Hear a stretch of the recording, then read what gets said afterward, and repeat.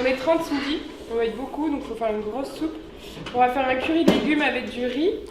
Marion est de celles qui aiment être derrière les fourneaux, mais qui aurait cru qu'un jour elle gérerait une véritable brigade de cuisiniers amateurs? Bienvenue aux petites cantines. Ici on peut réserver pour manger, mais on réserve surtout pour cuisiner. Installées depuis octobre à Croix, elles se veulent participatives et conviviales. L'objectif, recréer le lien social quelque peu perdu dans les quartiers.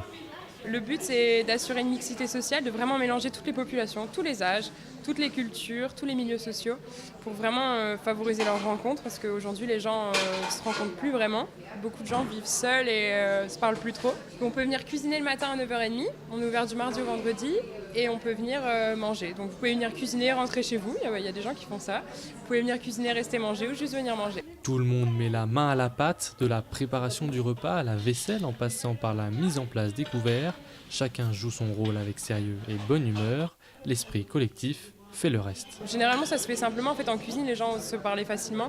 Par exemple, ah, tu peux me passer le curry, hop, et puis là, le lien se crée, c'est parti. Ah, tu fais comme ça ta recette, bah moi je fais comme ça. Alors, ou t'habites dans quel quartier, et puis voilà, c'est parti. Là, le lien se crée, quoi. C'est assez simple, c'est convivial, on fait en sorte que les gens se sentent bien. C'est pas comme un resto où on est tous à table et on se parle pas trop. Là, vraiment, vous pouvez bouger dans la cantine, donner un coup de main. La cuisine est quand même un vecteur de rencontre, c'est un moment convivial où au final on est tous au même niveau. Alors il y en a peut-être qui vont savoir un peu mieux cuisiner que d'autres, mais après tout c'est pas important parce que de toute façon c'est un lieu d'échange. La cuisine aussi, on va discuter, on va s'échanger des petits plans, on est assez égal dans une cuisine au final. Les chefs d'un jour viennent de toute la région chercher ici la convivialité et le contact humain qui peuvent leur manquer au quotidien.